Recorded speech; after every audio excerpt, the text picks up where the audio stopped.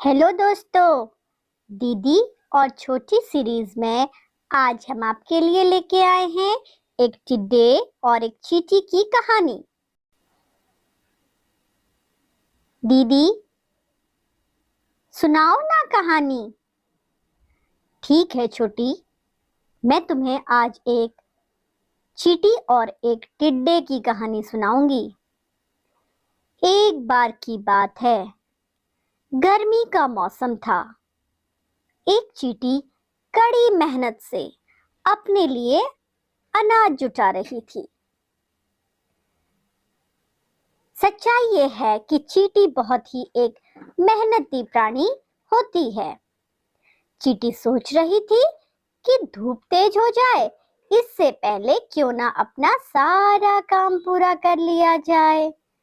चींटी कई दिनों से इसी काम में जुटी रही। हर रोज वो खेतों से अनाज के छोटे छोटे दाने लेकर आती और अपने बिल में जमा करती जाती। वहीं पास में एक शरारती टिड्डा फुदक रहा था। दीदी दीदी, टिड्डा क्या होता है? छोटी, टिड्डा भी एक कीड़ा होता है जो कि पेड़ पौधों को खाकर अपनी दिनचर्या को निकाल देता है। तो सुनो छोटी, वो टिड्डा मस्ती में नाच रहा था और गाने गा गा कर अपनी जिंदगी के मजे ले रहा था। वहीं दूसरी तरफ छोटी सी चींटी पसीने से तरबतर अनाज को ढोते ढोते थक चुकी थी। अपनी पीठ पर छोटी सी चींटी अनाज लेकर बिल की तरफ जाती थी। तभी टिड्डा फुदक कर उसके सामने आ गया। बोला, प्यारी चींटी, क्यों इतनी मेहनत कर रही हो? आओ ना, कुछ मजे करें। चींटी ने टिड्डे को नजरअंदाज कर दिया और खेत से वो एक एक दाना उठाकर अपने बिल में जमा करती रही।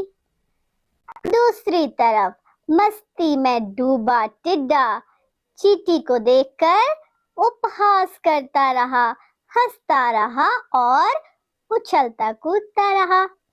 उछलते उछलते उसने रास्ते में आकर कहा, प्यारी चींटी, आओ ना, मेरा गाना सुनो।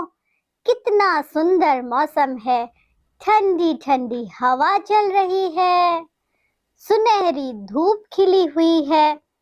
क्यों मेहनत करके इतने सुंदर दिन को खराब कर रही हो?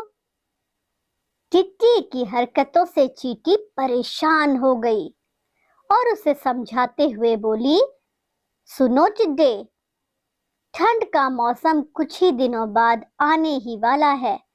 तब खूब बर्फ गिरेगी, कहीं भी अनाज नहीं मिलेगा। मेरी सलाह है, तुम इस समय को बर्बाद मत करो और अपने लिए कुछ खाने को जुटा लो। अब धीरे धीरे धीरे गर्मी का मौसम खत्म होने लगा। मस्ती में डूबे हुए टिड्डे को पता ही नहीं चला कि कब गर्मी खत्म हो गई, कब बारिशें आ गई और कब बारिशों के बाद ठंड का मौसम आ गया। कोहरे और बर्फबारी की वजह से सूरज दिखना ही मुश्किल हो गया। अब टिड्डे को अपने खाने के लिए अनाज ढूंढना पड़ रहा था और चारों तरफ बर्फ की मोटी सी चादर फैल गई। भूख से टिड्डा तड़पने लगा। दीदी दीदी, टिड्डे को अनाज क्यों नहीं मिल रहा था? छोटी, जब ठंड का सख्त मौसम आता है तो पेड़ पौधे ठंड की वजह से झुलस जाते हैं, सूख जाते हैं। तो ऐसे में खेतों में सूखा हो जाता है। इसीलिए तो चींटी समय रहते अपने लिए खाना जुटा रही थी। अच्छा दीदी। हाँ छोटी, सुनो। हाँ छोटी, आगे सुनो।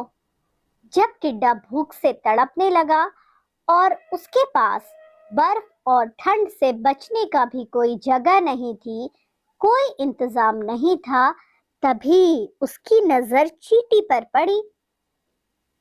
चींटी अपने बिल में मजे से जमा किए हुए अनाज का खाना खा रही थी और ठंड से अपने आप को बचा रही थी।